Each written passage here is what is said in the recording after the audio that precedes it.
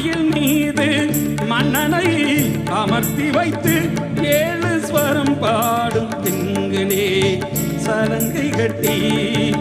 மயில் மீது மன்னனை அமர்த்தி வைத்து 7 ஸ்வரம் பாடும் திங்களே சலங்கை கட்டி.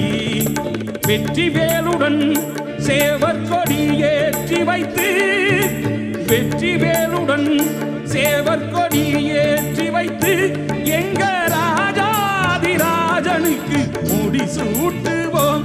எங்க ராஜாதிராஜனுக்கு முடி சூட்டுவோம்.